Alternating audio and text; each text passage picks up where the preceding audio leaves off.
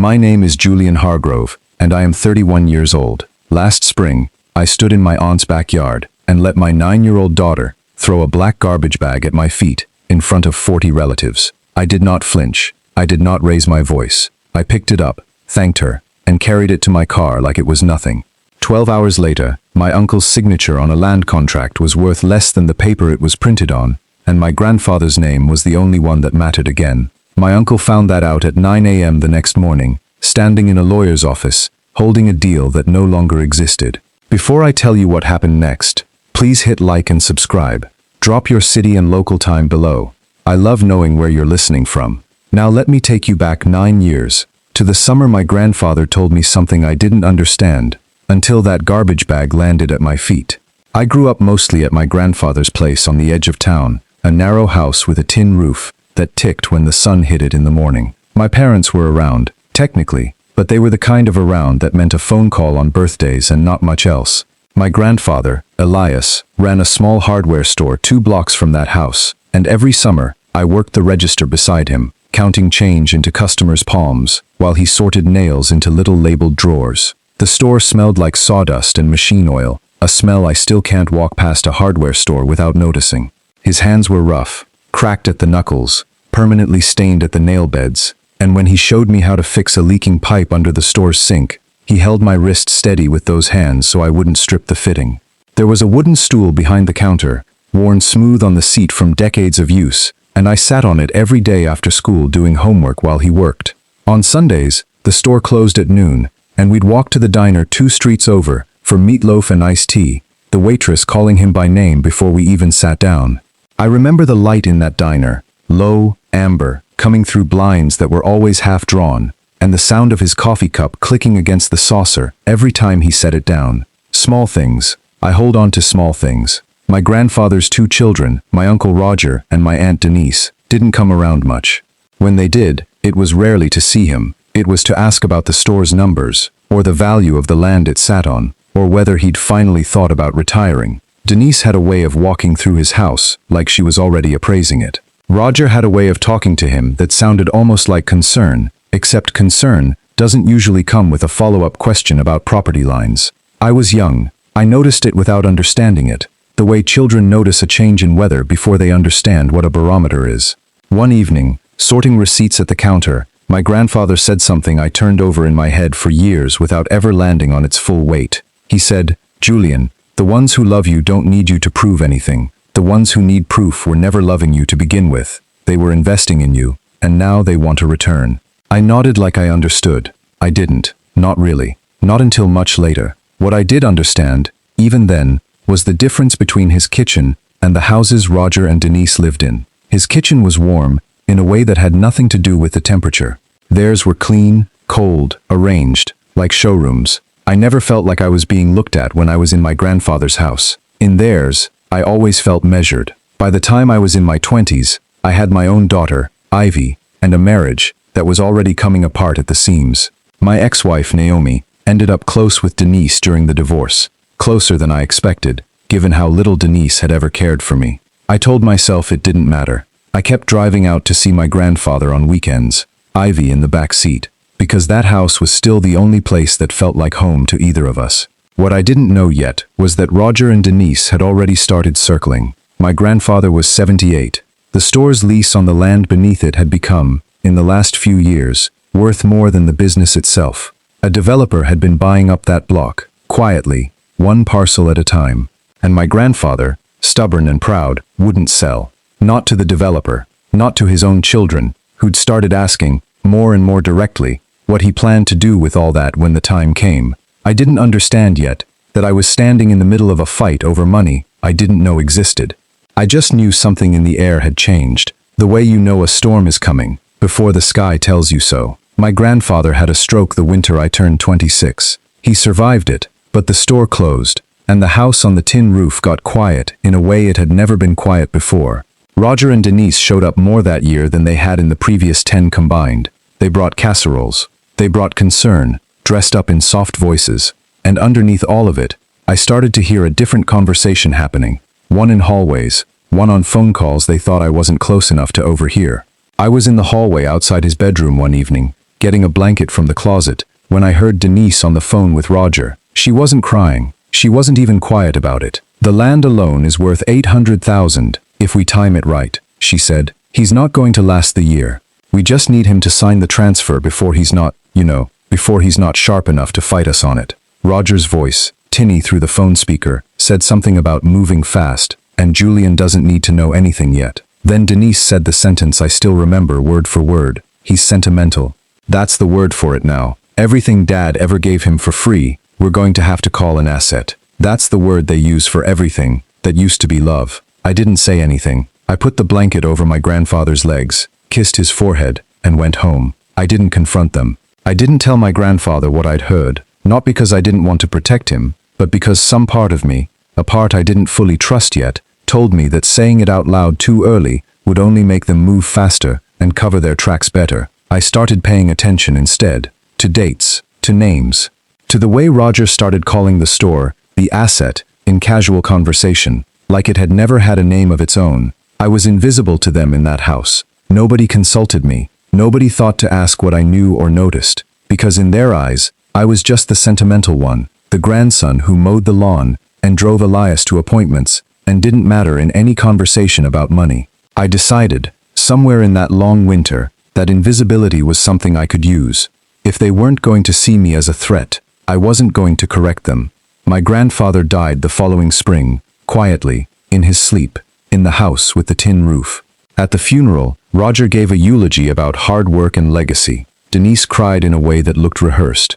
I sat in the second row with Ivy's small hand in mine and said nothing, because I had already learned, by then, that my silence made them careless. 3 weeks after the funeral, a man named Mr. Alden Cross called my cell phone. He introduced himself as my grandfather's attorney, not the family attorney Roger and Denise had been dealing with, but a separate one, someone my grandfather had retained privately, years earlier, without telling anyone.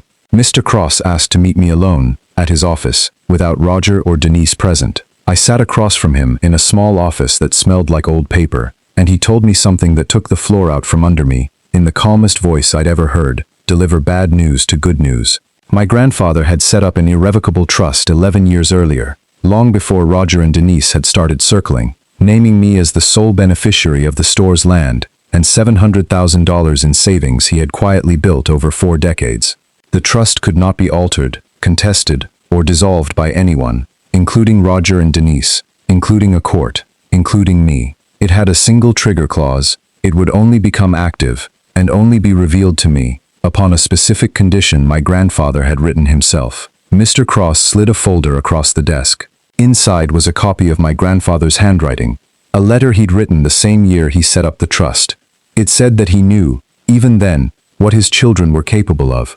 It said he suspected they would try to humiliate me, on the way to trying to take what should have been mine, that they'd always underestimated what kindness looked like when it had a spine.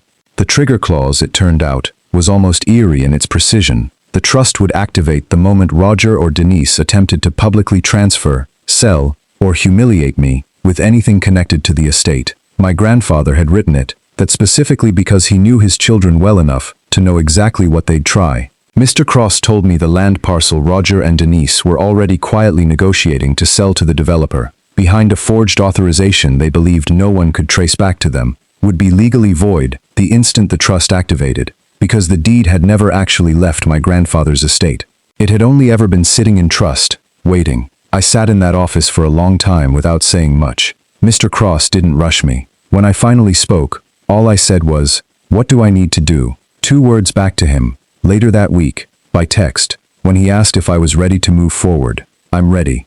That night, driving home, I thought about Roger and Denise sitting in their kitchens, confident, finalizing a sale on land that was never legally theirs to sell, congratulating themselves on outmaneuvering a grieving man who mowed lawns and drove his grandfather to doctor's appointments. They went to sleep that week thinking they had already won. I went to sleep knowing exactly what they didn't. Have you ever had to stay silent to protect yourself, even when every part of you wanted to speak up? Tell me in the comments. I read them. Mr. Cross laid out the plan for me in plain terms, the kind of terms that didn't need a law degree to follow. Because the trust's trigger clause required a public act of humiliation connected to the estate, we couldn't force it. We had to wait for Roger and Denise to do what they were always going to do anyway. He believed they would try something at the one-year memorial gathering Denise had already started organizing, a celebration of Elias's life that felt, from the outside, more like a chance to formally close the book on me. Mr. Cross told me to attend, to say nothing, to give them exactly nothing to react to. Whatever they hand you, he said, however they try to hand it to you, just take it, don't argue, don't perform hurt, just take it and leave. A week before the memorial, Denise called me. Her voice had that soft, rehearsed warmth I remembered from the funeral. She said she wanted to make things right between us, that she'd set aside a small keepsake box of my grandfather's things for me, that maybe it was time to move forward as a family. I knew by then what her kindness usually came wrapped around. I told her I'd think about it. I'll think about it. That became my answer to almost everything they asked me that month, and every time I said it, they seemed to relax a little more, mistaking my calm for surrender. My daughter Ivy noticed something was different about me that spring, even though I never explained why. She was 9, sharp in the way kids are sharp when adults think they're not paying attention. One night she asked me why I didn't visit Aunt Denise's house anymore, and I told her it was complicated, and she said, "Is it about Grandpa Elias's store?" And I didn't answer, and she didn't ask again, but she watched me a little more closely after that. The night before the memorial, I drove out to the old house. Roger and Denise hadn't managed to sell it yet, and it still sat there, dusty, waiting, the tin roof still ticking faintly in the evening cool. I sat on the porch steps where I used to do homework as a kid, and I let myself feel it, finally, the whole weight of it, all at once. I wished my grandfather had been the kind of father who raised children capable of loving him without calculating what he was worth. I wished Roger and Denise had learned tenderness instead of appraisal. I wished my grandfather had gotten to see me become someone who didn't need his money to know he loved me. But wishes don't hold up. What he left me does. I cried on those porch steps, not because I was breaking, but because for the first time since the funeral, I let myself feel the whole shape of what I'd lost, clearly, without flinching away from it. It was the kind of crying that clears something out, rather than tearing something open. And if you haven't already, hit that subscribe button, because this story is about to turn. The memorial was at Denise's house. 40 or so relatives, spread across a backyard, strung with string lights, a folding table of catered food, a framed photo of my grandfather, propped on an easel near the patio doors. Roger gave another speech. Denise cried again, in that same rehearsed way. I stood near the back with Ivy, who Naomi had dropped off for the weekend, and I said very little to anyone. Near the end of the evening, Denise gathered the family's attention, tapping a spoon against a glass. She said she wanted this to be a moment of closure, that she'd gone through Elias's belongings and set aside one final thing for me. Something, she said, with a small performative smile, that really summed things up. She handed a black garbage bag to Ivy and told her, in front of everyone, to give it to her father. I understood, watching Ivy's small, confused face as she carried that bag across the lawn, exactly what this was supposed to be. A public, photographed humiliation. A message to the whole family about what I was worth in the estate of a man I'd loved my entire life. Somebody actually laughed. Ivy threw it, more dropped than threw, really, unsure of what she was even doing, at my feet, and looked up at me like she was waiting to see if she'd done something wrong. I knelt down, picked up the bag, smiled at her, and said it was okay. I thanked Denise for thinking of me. I said nothing else. I put the bag in my car and left before dessert. I didn't open it until Ivy was asleep in the guest room and the house was quiet. Inside, on top, were a few of my grandfather's old flannel shirts, worn thin at the elbows, the kind of thing meant to sting. Here's your inheritance, a bag of old clothes. I almost stopped there.